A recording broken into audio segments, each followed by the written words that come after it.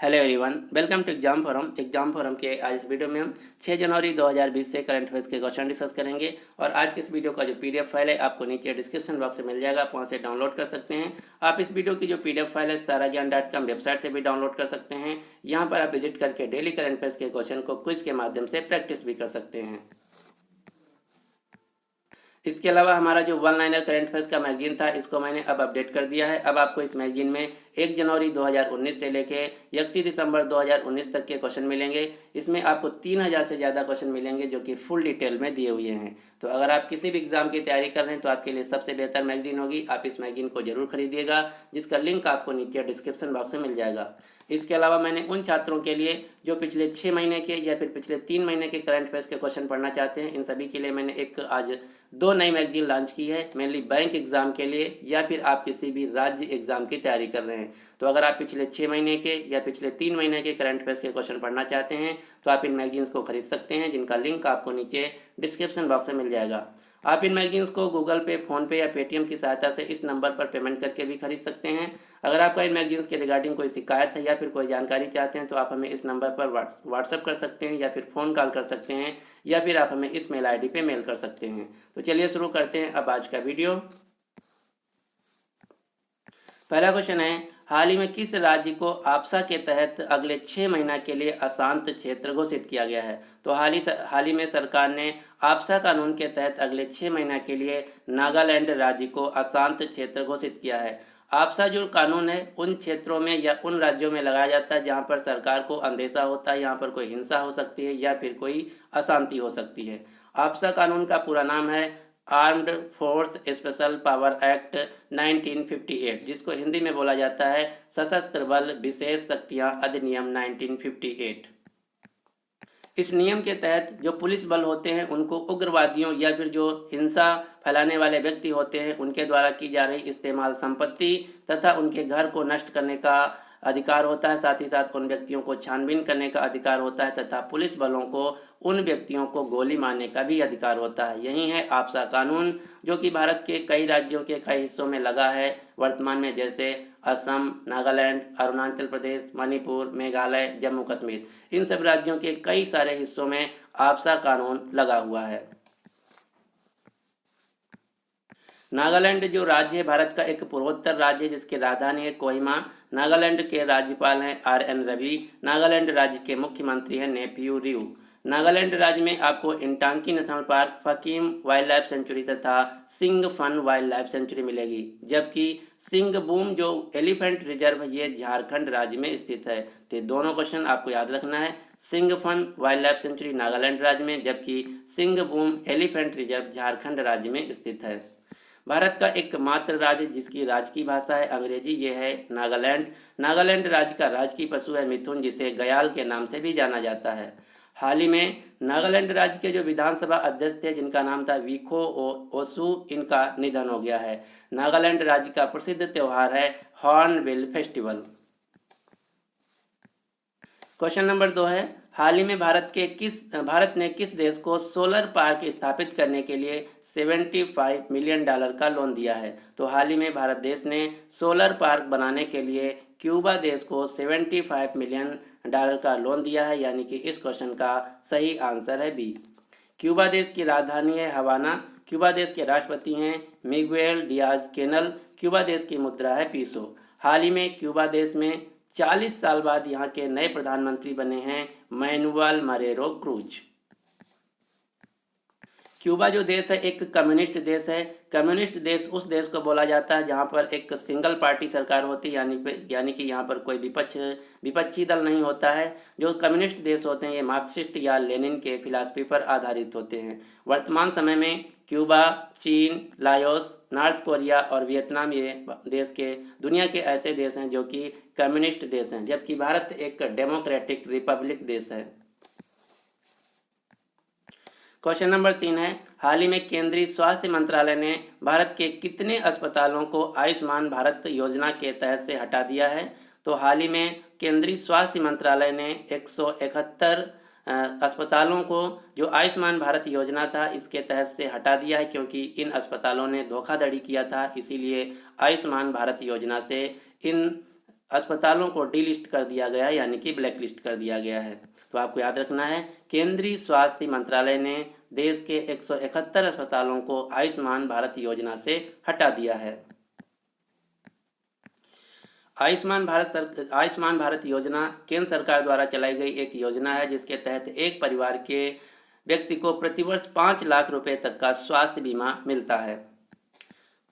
स्वास्थ्य मंत्रालय की रिपोर्ट्स के अनुसार भारत का सबसे साफ अस्पताल है एम्स दिल्ली। एम्स दिल्ली को इस साल दिया गया कायाकल्प अवार्ड 2019। हाल ही में एम्स दिल्ली के एक प्रोफेसर हैं जिनका नाम है सुरेश चंद्र शर्मा। सुरेश चंद्र शर्मा को राष्ट्रीय चिकित्सा आयोग के पहले चेयरमैन के रूप में नियुक्त किया गया है। इसके अलावा एक दूसरे डॉक्टर हैं जो कि भारत के एक नेत्र रोग विशेषज्ञ हैं जिनका नाम है डॉक्टर संतोष जी होनावर। डॉक्टर संतोष जी होनावर को अमेरिका देश के अकेडमी ऑफ ऑप्थेल्मोलॉजी के द्वारा लाइफ टाइम अचीवमेंट अवार्ड से सम्मानित किया गया है।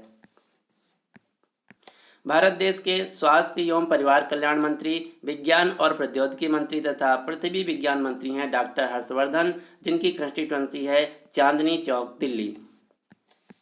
विश्व स्वास्थ्य संगठन ने हाल ही में फ्लोरेंस नाइटिंगेल की 200वीं जयंती के अवसर पर 2020 को years of nurse and midwife घोषित किया है।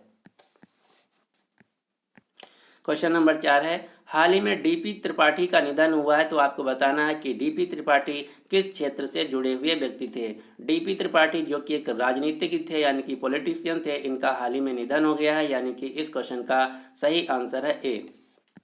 आप जो फोटो में देख रहे हैं ये हैं डीपी त्रिपाठी, जिनका पूरा नाम है देवी प्रसाद त्रिपाठी, जो कि राष्ट्रवादी कांग्रेस पार्टी एनसीपी का पार्टी से एक नेता थे।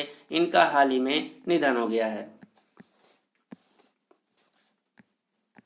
क्वेश्चन नंबर 5 है, हाल ही में देश की दूसरी प्राइवेट ट्रेन किस रूट पे चलेगी। तो जो भारत की दूसरी प्राइवेट ट्रेन है जिसका नाम होगा तेजस एक्सप्रेस, ये चलेगी मुंबई से अहमदाबाद रूट पर, यानी कि इस क्वेश्चन का सही आंसर है बी। जो प्राइवेट ट्रेन है इसका नाम है तेजस एक्सप्रेस। जो पहली तेजस एक्सप्रेस ट्रेन थी ये चली थी लखनऊ से दिल्ली के बीच, जिसको हरी झंडी दिखाया था उत्तर प्रदेश के मुख्यमंत्री योगी आदित्यनाथ ने। अब जो दूसरी तेजस एक्सप्रेस ट्रेन चलेगी ये चलेगी मुंबई से अहमदाबाद रूट पर। और यहाँ से एक क्वेश्चन और आपको याद रखना है, जो मुंबई अहमदाबाद रूट है इसी पर भारत की पहली जो बुलेट ट्रेन है ये भी चलाई जाएगी मुंबई से अहमदाबाद के बीच। जो बुलेट ट्रेन है इसको बना रहा है भारत में जापान देश, जो कि 2023 में बनके तैयार हो जाएगी। इसके अलावा आपको 2 ट्रेनों के नाम और याद रखना है। हाल ही में देश की पहली विजिटा डोम ट्रेन, जो कि पारदर्शी छत वाली ट्रेन होती है, ये चली है कालका हरियाणा से लेके शिमला हिमाचल प्रदेश के बीच, जिसका नाम है हिमदर्शन एक्सप्रेस। इसके अलावा भारत की जो पहली वंदे भारत एक्सप्रेस ट्रेन थी जिसका नाम था पहले ट्रेन 18, जिसका नाम बदलकर अब नया नाम रख दिया गया है वंदे भारत एक्सप्रेस ट्रेन। जो ट्रेन 18 थी वंदे भारत एक्सप्रेस ट्रेन, ये पहली बार चलाई गई थी दिल्ली से वाराणसी के बीच, जिसको हरी झंडी दिखाया था प्रधानमंत्री मोदी ने। और हाल ही में दूसरी वंदे भारत एक्सप्रेस ट्रेन चली है दिल्ली से कटरा जम्मू के बीच, जिसको हरी झंडी दिखाया है भारत के गृह मंत्री अमित शाह ने। तो इतने ट्रेनों के नाम आपको याद रखना है कौन कौन सी। भारत की पहली तेजस ट्रेन, यानी कि जो कि प्राइवेट ट्रेन है, जिसको चला रहा है IRCTC Indian railway catering and tourism corporation, ये चली थी लखनऊ से दिल्ली के बीच। जो दूसरी प्राइवेट ट्रेन है, यानी कि दूसरी तेजस एक्सप्रेस ट्रेन है, ये चलेगी मुंबई से अहमदाबाद रूट पर।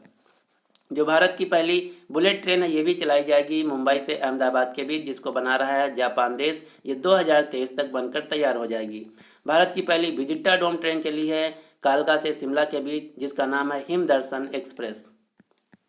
इसके अलावा जो ट्रेन 18 है इसको बनाया था इंटीग्रल कोच फैक्ट्री चेन्नई ने। जो इंटीग्रल कोच फैक्ट्री चेन्नई है इन्होंने हाल ही में 215 दिनों में 3000 कोचेस बनाकर एक रिकॉर्ड बनाया है। इस प्रकार से जो इंटीग्रल कोच फैक्ट्री चेन्नई है ये दुनिया की नंबर 1 कोच फैक्ट्री बन गई है। क्वेश्चन नंबर 6 है, हाल ही में जारी ITTF की ताज़ा रैंकिंग के अनुसार अंडर 21 पुरुष सिंगल वर्ग की कैटेगरी में शीर्ष स्थान किसने हासिल किया है। तो ITTF का पूरा नाम है इंटरनेशनल टेबल टेनिस फेडरेशन। तो इनके अनुसार अंडर 21 पुरुष सिंगल कैटेगरी में पूरी दुनिया में नंबर 1 आया है भारत के खिलाड़ी मानव ठक्कर का। आप ये जो फोटो में देख रहे हैं ये है टेबल टेनिस खिलाड़ी मानव ठक्कर, जिनकी अंडर 21 कैटेगरी के अंतर्गत पूरी दुनिया में रैंक आई है नंबर 1, जो कि भारत के किसी भी खिलाड़ी के लिए एक बहुत बड़ी गर्व की बात है। अभी तक भारत से 3 ही खिलाड़ी हुए हैं, कौन कौन से? हरमीत देसाई, जी सथियान, सौम्य घोष, जिनका अंडर 21 कैटेगरी में पूरी दुनिया में नंबर 1 रैंक आया है। अब मानव ठक्कर जो है ये भारत से चौथे खिलाड़ी बने हैं जिनका अंडर 21 में नंबर 1 रैंक आया है। ITTF का पूरा नाम है इंटरनेशनल टेबल टेनिस फेडरेशन, जिसका मुख्यालय है स्विट्जरलैंड के लाउजेन शहर में। ITTF के वर्तमान में अध्यक्ष हैं थॉमस बिकार्ट। अब आपको भारत से कुछ जो टेबल टेनिस खिलाड़ी हैं इनके नाम याद रखना है, क्योंकि एग्ज़ाम में वही खिलाड़ियों के नाम पूछा जाता है जो कि कम न्यूज़ में रहते हैं। जो टेबल टेनिस खिलाड़ी हैं बहुत कम न्यूज़ में रहते हैं, इसलिए एग्ज़ाम में ज़्यादा पूछा जाता है। तो ये हैं कुछ भारत के टेबल टेनिस खिलाड़ी, जैसे नेहा अग्रवाल, अंकिता दास, मनिका बत्रा, पलोमी घटक, मोहम्मा दास, सौम्यजीत घोष, एंथोनी अमलराज, जी सत्यान, अंचत शरत कमल, हरमीत देसाई, मानव ठक्कर, ये सभी हैं भारत के टेबल टेनिस खिलाड़ी। आपको इसका स्क्रीनशॉट लेके अच्छे से तैयार करना। यहाँ से हर बार एग्जाम में एक ना एक नाम जरूर पूछा जाता है कि दिया हुआ खिलाड़ी किस खेल से संबंधित है। क्वेश्चन पूछा जाता है कि जी सत्यान किस खेल से संबंधित हैं, तो उत्तर होगा टेबल टेनिस से।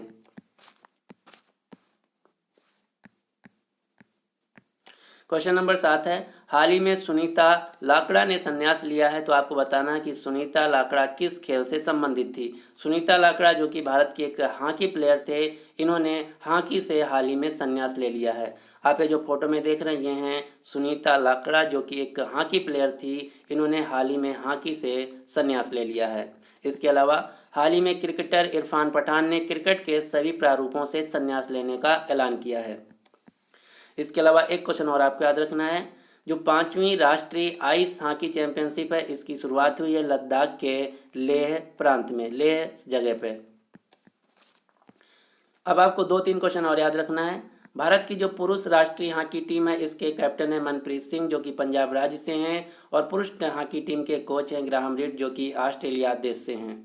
भारतीय महिला हॉकी टीम की कैप्टन है रानी रामपाल जो कि हरियाणा राज्य से हैं, और वर्तमान में हॉकी महिला टीम के कोच हैं सोड मरीन जो कि नीदरलैंड देश से हैं। अंतर्राष्ट्रीय स्तर पर हॉकी की गवर्निंग बॉडी है FIH, इंटरनेशनल हॉकी फेडरेशन, जिसका मुख्यालय है स्विट्जरलैंड के लाउजेन शहर में। FIH के वर्तमान में प्रेसिडेंट हैं नरेंद्र बत्रा जो कि भारत देश से हैं। 2023 का जो पुरुष हॉकी विश्व कप है ये खेला जाएगा उड़ीसा के भुवनेश्वर और राउरकेला शहरों में। अगला क्वेश्चन नंबर 8, हाल ही में new emerging and strategic technology NEST प्रभाग की स्थापना करने की घोषणा किस मंत्रालय ने की है? तो हाल ही में विदेश मंत्रालय ने new emerging and strategic technology के लिए एक नए डिपार्टमेंट की स्थापना की है, यानी कि इस क्वेश्चन का सही आंसर होगा C, विदेश मंत्रालय ने new emerging and strategic technology के लिए एक नए डिपार्टमेंट की स्थापना करने की मंजूरी दी है। अब इसका काम क्या होगा ये भी जान लेते हैं। तो जो new emerging and strategic technology department होगा ये जो विदेश मंत्रालय है इसके अंतर्गत एक उभरती हुई जो टेक्निक है इनके लिए एक नोडल डिपार्टमेंट के रूप में कार्य करेगा। साथ ही साथ जो 5G टेक्नोलॉजी है या फिर कृत्रिम बुद्धिमत्ता क्षेत्र से जुड़े हुए विचार विमर्श हैं या फिर इनसे रिलेटेड जो मुद्दे हैं इन सब पे काम करेगा new emerging and strategic technology department, जो कि खोलेगा विदेश मंत्रालय। वर्तमान में भारत के विदेश मंत्री हैं S जयशंकर यानी कि सुब्रमण्यम जयशंकर। भारत के वर्तमान में विदेश सचिव हैं फॉरेन सेक्रेटरी हैं विजय केशव गोखले। जो विजय केशव गोखले ये 29 जनवरी 2020 को रिटायर हो जाएंगे। इसके बाद इनकी जगह लेंगे हर्षवर्धन श्रृंगला। तो अब आपके एग्जाम में पूछा जाएगा कि भारत के अगले विदेश सचिव कौन होंगे, तो उत्तर होगा हर्षवर्धन श्रृंगला। क्वेश्चन नंबर 9 है, हाल ही में गुजरात के मुख्यमंत्री विजय रूपानी ने सरदार पटेल जी की दूसरी सबसे बड़ी ऊंची जो प्रतिमा है इसका अनावरण किस शहर में किया है? तो गुजरात के मुख्यमंत्री विजय रूपानी ने सरदार पटेल जी की दूसरी सबसे बड़ी जो प्रतिमा है इसका अनावरण किया गया है अहमदाबाद शहर में, यानी कि इस क्वेश्चन का सही आंसर है A, अहमदाबाद। आप जो फोटो में देख रहे हैं ये है सरदार पटेल जी की प्रतिमा जिसका अनावरण किया गया है अहमदाबाद शहर में। जो ये प्रतिमा है ये 70,000 किलोग्राम वजन है और इसकी 50 फीट ऊंचाई है, यानी कि ये 50 फीट ऊंची कांस्य प्रतिमा है। इसके अलावा हाल ही में देश के प्रधानमंत्री नरेंद्र मोदी जी ने लखनऊ शहर के लोक भवन में पूर्व प्रधानमंत्री अटल बिहारी वाजपेयी जी की 25 फीट ऊंची कांस्य प्रतिमा का अनावरण किया है। तो ये दोनों क्वेश्चन आपको याद रखना है। सरदार पटेल जी की प्रतिमा का अनावरण किया गया है अहमदाबाद शहर में गुजरात के मुख्यमंत्री विजय रूपानी के द्वारा, और पूर्व प्रधानमंत्री अटल बिहारी वाजपेयी जी की प्रतिमा का अनावरण किया गया है लखनऊ शहर में भारत के प्रधानमंत्री नरेंद्र मोदी जी के द्वारा। गुजरात राज्य की राजधानी है गांधीनगर। गांधीनगर जो जिला है गुजरात राज्य का पहला केरोसिन मुक्त जिला बना है। गांधीनगर से लोकसभा सांसद हैं भारत के गृह मंत्री अमित शाह। ये क्वेश्चन मोस्ट इंपॉर्टेंट आपको याद रखना है। जो अमित शाह हैं इनकी कंस्टिट्यूंसी है गांधीनगर गुजरात। गुजरात के राज्यपाल हैं आचार्य देवव्रत। गुजरात के मुख्यमंत्री हैं विजय रूपानी। हाल ही में खादी एवं ग्रामोद्योग आयोग ने गुजरात के सुरेंद्र नगर में Patola sari silk processing plant, पहले Patola sari silk processing plant की शुरुआत की है। भारत का जो पहला, जब साथ ही साथ जो एशिया का पहला रेलवे विश्वविद्यालय है ये खोला गया है गुजरात के वडोदरा शहर में। भारत का पहला राष्ट्रीय समुद्री धरोहर संग्रहालय खोला जाएगा गुजरात के लोथल शहर में, जिसको बनाने में भारत की मदद करेगा पुर्तगाल देश। भारत का पहला जो डायनासोर म्यूजियम व पार्क है ये भी खोला गया है गुजरात राज्य में।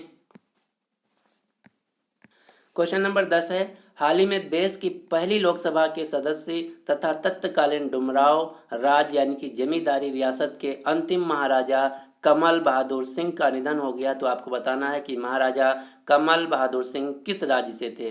जो महाराजा कमल बहादुर सिंह थे ये बिहार के बक्सर जो जिला है वहाँ के अंतिम महाराजा थे, जिनका हाल ही में निधन हो गया है। आप ये जो फोटो में देख रहे हैं ये हैं बिहार राज्य के बक्सर जिला के अंतिम महाराजा कमल बहादुर सिंह तथा भारत की पहली लोकसभा सभा के सदस्य, जिनका हाल ही में निधन हो गया है। तो आपको याद रखना है जो महाराजा कमल बहादुर सिंह थे ये बिहार के बक्सर जिला से थे, जिनका हाल ही में निधन हो गया है। जो कि बक्सर जिला में जो डुमराव जमींदारी प्रथा थी यहाँ की ये आखिरी महाराजा थे। और आज की इस वीडियो का हम टारगेट रखते हैं लाइक्स और शेयर का 1000। आप सभी लोग हमारा सपोर्ट कीजिए और हम आप तक ऐसे वीडियो पहुंचाते रहेंगे। और आज का ये वीडियो जो है अपने दोस्तों के साथ टेलीग्राम ग्रुप या फेसबुक ग्रुप में जरूर शेयर कीजिएगा। अगला क्वेश्चन नंबर 11, 63rd राष्ट्रीय निशानेबाजी प्रतियोगिता में सौरभ चौधरी ने कौन सा मेडल जीता है। तो हाल ही में जो 63rd नंबर की नेशनल निशानेबाजी प्रतियोगिता हुई है इसमें सौरभ चौधरी ने जीत लिया है गोल्ड मेडल। आप ये जो फोटो में देख रहे हैं ये हैं सौरभ चौधरी, जिन्होंने 10 मीटर एयर पिस्टल स्पर्धा में गोल्ड मेडल जीत लिया है। अब आपको कुछ भारतीय स्पोर्ट्स शूटर के नाम याद रखना जो कि एग्जाम में बार बार पूछा जाता है, क्योंकि मैं आपको एक बार फिर बता दूं एग्जाम में उन्हीं खिलाड़ियों को पूछा जाता है जो कि कम न्यूज़ में रहते हैं, क्योंकि भारत में सबसे ज़्यादा न्यूज़ में रहते हैं क्रिकेटर, जो कि एग्जाम में कभी भी नहीं पूछा जाता है। तो ये हैं कुछ भारत के स्पोर्ट्स शूटर खिलाड़ी जिनका नाम आपको याद रखना है। मनु भाकर जो कि हरियाणा राज्य से हैं, हिना सिंधु पंजाब से हैं, अपूर्वी चंदेला राजस्थान राज्य से हैं, अंजुम मुदगल पंजाब राज्य से हैं, राही सरनोबत महाराष्ट्र राज्य से हैं, तेजस्विनी सावंत महाराष्ट्र राज्य से हैं, वर्षा वर्मन मध्य प्रदेश से हैं, गुरमीत सिंह पंजाब राज्य से हैं, सौरभ चौधरी मेरठ उत्तर प्रदेश से हैं, अंगद वीर सिंह बाजवा पंजाब राज्य से हैं, अनीस बहनवाला हरियाणा राज्य से हैं। ये हैं कुछ भारत के स्पोर्ट्स शूटर प्लेयर। ये थे आज के हमारे करंट अफेयर्स के क्वेश्चन। इसके अलावा अगर अभी तक हमारा जो GKGS ग्रुप है टेलीग्राम ग्रुप, इससे नहीं जुड़े तो इससे जरूर जुड़िएगा, जिसका लिंक आपको नीचे डिस्क्रिप्शन बॉक्स में मिल जाएगा, या फिर आप इस ग्रुप से जुड़ने के लिए टेलीग्राम में जाके GKGS ग्रुप नाम सर्च करके जुड़ सकते हैं, जहां पर आपको इस प्रकार से रेड कलर में GK लिखा हुआ मिलेगा। यहाँ पर मैं डेली 3 से 4 पोस्ट करता हूँ GKGS से रिलेटेड, जिसमें आपको 100 से 150 क्वेश्चन डेली कवर हो जाएंगे जो कि आज के एग्जाम के हिसाब से होते हैं। अब आपके लिए क्वेश्चन क्या है कि हाल ही में किस राज्य ने 2020 को आर्टिफिशियल इंटेलिजेंस वर्ष यानी कि कृत्रिम बुद्धिमत्ता वर्ष घोषित किया है। तो इस क्वेश्चन का जो सही आंसर है आपको नीचे फुल डिटेल में देना होगा। तो ये था आज का हमारा कंप्लीट करंट अफेयर्स का वीडियो। आपको कैसा लगा? अगर आपको वीडियो पसंद आता है तो प्लीज़ इस वीडियो को लाइक कीजिए और अपने सभी दोस्तों के साथ जो किसी भी एग्ज़ाम की तैयारी कर रहे हैं उनके साथ ये वीडियो शेयर करना मत भूलिएगा। अगर अभी तक हमारे चैनल एग्ज़ाम फोरम को आप सब्सक्राइब नहीं किए हैं तो इसको सब्सक्राइब करके नोटिफिकेशन बेल को ऑन कर लीजिए ताकि आपको इसी प्रकार से डेली मॉर्निंग में करंट अफेयर्स का वीडियो मिलता रहे। So finally thanks for watching exam forum.